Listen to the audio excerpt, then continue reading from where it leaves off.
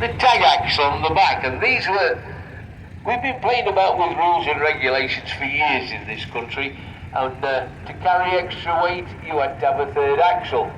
Now that's great while you're running loaded, but you're scrubbing your back tyres, so they put a liftable tag axle on, so when you were running empty or just with the tractor, you could take that axle up in the air. This little motor, been with us for 4 years that I care to remember. WR8 is a Derbyshire wrench. It was a stone lorry tipping in Derbyshire quarries till Terry found it in very poor condition. It's a little Albion Claymore with a 4-cylinder diesel, built up there at Scottstown in Glasgow, 1950, 1954. And Terry did buy this when he were a lad, I can assure you. Bless you, pal. Good section.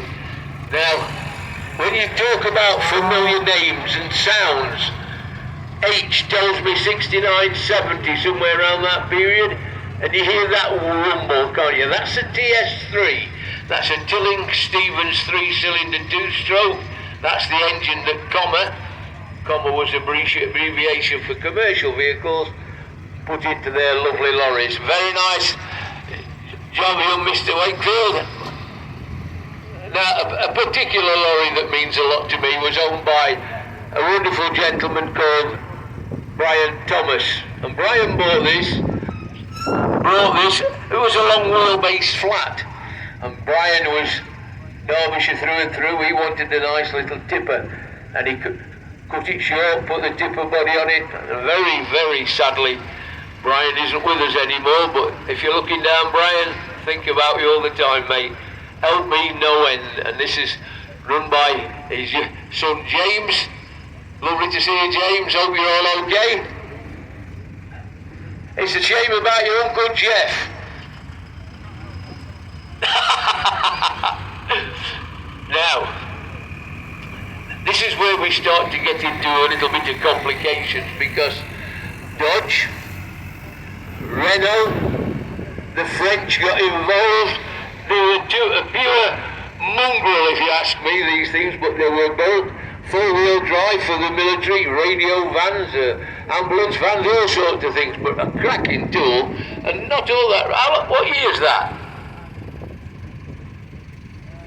93. How you doing, Bob? You keeping all right? No, I don't know. I'd rather have you TK. Now, beautiful Bedford. Petrol, straight 6-cylinder petrol, 28 horse, 300. Absolutely cracking motor. This is Dupel Coachworks. Now, Dupel Coachworks are up there in Blackpool, and sadly no longer with us, but you can go out on a coach tour on this quite regular. Isn't that beautiful? Because there was something about Nottingham City Transport and Barnes. They both worked very much in the same sort of area, although Nottingham was definitely in the city. This is the Leyland, and the sound of that engine is the most beautiful sound you've ever heard. I had a Leyland Depot with the same engine in it, equivalent to about the 600 you get today. The Type, what a beautiful bus they were. Trent had loads of them, but the one thing about Barnes, they had this futuristic styling. Now, they've only just acquired this just recently, and if you get a chance, folks, just go and have a look. It is absolutely fantastic. It really is. It's a beautiful thing. They're difficult round here because you can't get under bridges with them. Such a wonderful, wonderful thing. How you doing, young man? Hey! Scammell lorries built at Watford, and this is the Highwayman, and you could buy them for general road use with the full front wings on, or you could buy them with the motorcycle wings on for plant and engineering. A lot of these had gardeners, a few had 6, 8. We're going back into the 70s, about 77, somewhere around there. It's such a heartbreaking tale. One of the best lorries we ever made, but the most difficult lorry to work on, because the only place you can get to the engine is either in the cab or this little panel at the back of the door that hinges up. They were a pain to work on, and if you've got a horse box, but then that, what a beautiful looking truck. Shame with no tilt cab. Beautiful. Isn't that lovely? That's the 6-spot, you can tell how smooth it is. Now, I don't know what's more extraordinary, the vehicle or the driver. How you doing, Fred? Is it? This is a Z-van. British, the post office, British Telecom, had them in the thousands. A lot of them had black rubber wings on them, believe it or not. But my good mate Fred bought this, a few years back now. You've had it a while now, haven't you? Yeah. Notice it's still got its semaphore indicators as well as its... That's what came before the Morris Minor and the Morris 1000. Here we are, look. G, that's 69. Attracting a lot of money, these things. How you doing, young man? Is it a Minor or a 1000? I know it's got something a bit bigger than the 997 engine in it, because you can hear the woofer.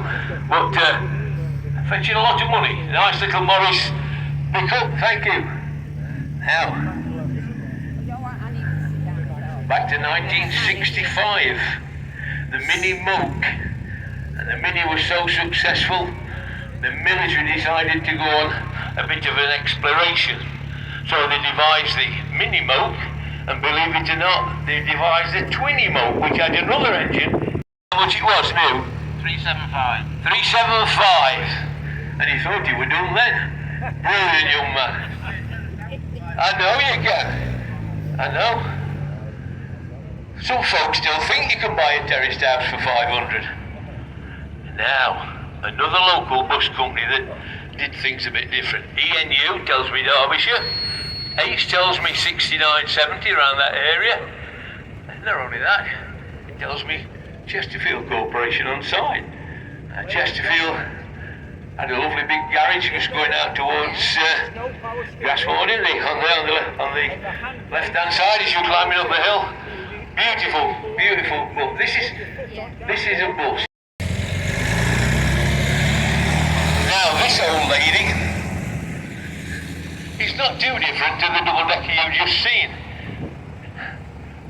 Nice Leyland 600 engine, LRB, Derbyshire, Chesterfield. It's got a bit of a history, this one. It actually went to Germany. Tony brought it back, lives in tucked at Chesterfield here.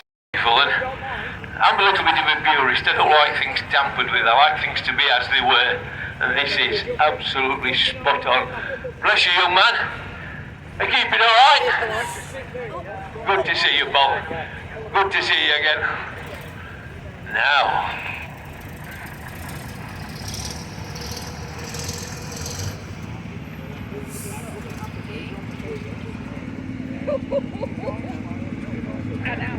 Well, BMC never really got into commercials in a big way. And this was in the late 50s, early 60s. This is the FK. BMC, sometimes bags Morris, sometimes bags Austin. And this has got an unusual body on the back, because if you look on the doors it says Gainsborough. Well, Gainsborough's Lincolnshire, very big for grain, and it's a grain body that's on the back.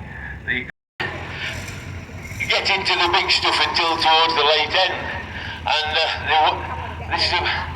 they went from the Ford D series to the Ford Cargo.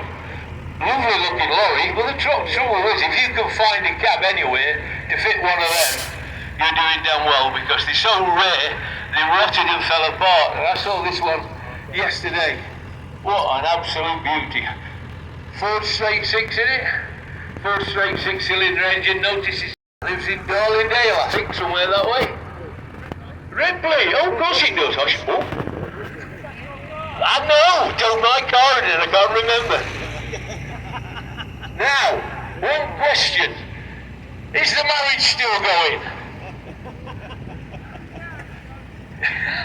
Anybody here last year will remember this young man and his good lady got married on the Saturday. We had a bit of fun. This is Scallon, gardener, built at Watford and belonged to Elliott's of York, one of the big heavy haulage people of the day. A lot of these 6LK, 6LW. What engine's in it? 6LW, yeah. Absolutely lovely. This particular little truck coming in is very, very important and very much a national collection. 1968, the small van had always got the bonnet and the front wings, and then Transit came along with the Mark 1. And since then, everybody's followed the suit. A Mark 1 Transit, like this, is worth a lot of money. This one lives down at Walsall. Good friends I've known for, well, I think they are anyway. Known them for... Get down to Bescott. Now, I can remember many years ago, my family and the Dale family have known one another for many years, although we've not seen one another for a while. And I went up to Frank Dale's cottage and saw this thing lying in the grass, overgrown. And I said to him, I don't think you'll ever see day. I said, what do you think it was? I said, well, I reckon it was a furniture van. And the reason you say, unbelievable, love it to bits. Now, I've had some fun with this thing over the years. That young man, Albert, that's going round the arena marshalling for me, is this truck really? American, straight 6-cylinder petrol. It's a Studebaker. I always call it the stupid baker, but isn't that lovely? Fully kitted out, fully working, does about 45-50 mile an hour flat out, so the fire's gone out before you get there. But what a lovely truck. How you doing, young man?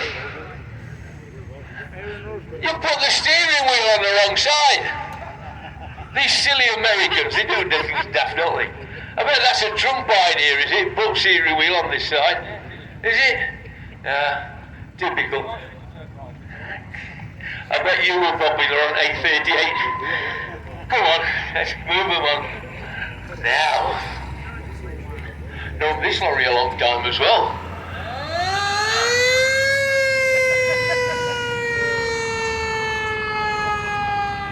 Oh, there's one in there. This is a Dodge.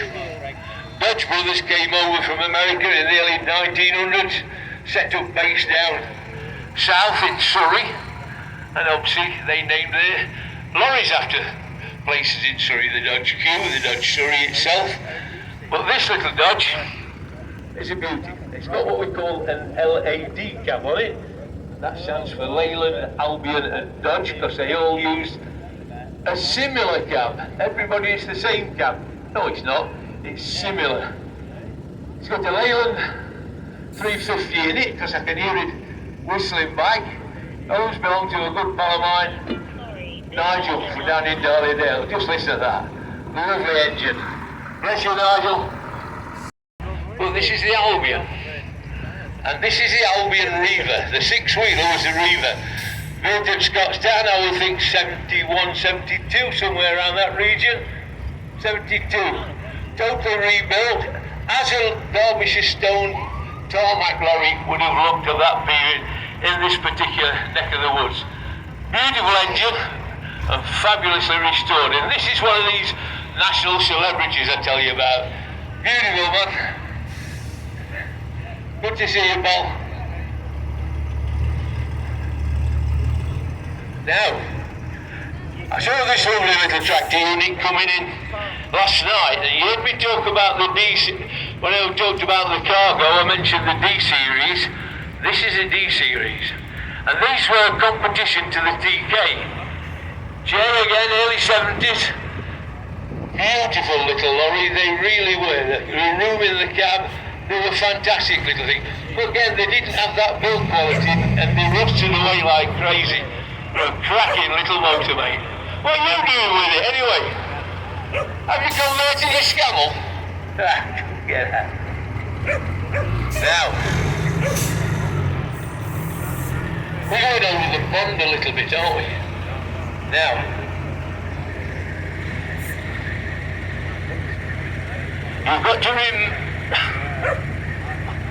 you've got to remember that legislation in America is totally different to what it is over here. The geography is different as well. Because you can set out one day and you can be running for a week before you got to where you're going to. So that's why you needed comfortable accommodation. That's why you've got the big living pod on the back. But compared to European trucks, and some might disagree with me on this, but they're a little bit, they're coming up now, but they're going well on one side. Again, Staffordshire edges for cargo, very similar to the other one, converted tractor unit I would think, but very nice young man. Do you ever take it off and use it as a tractor? You have done? I know, I thought it might be. Cheers. Now the name Mac.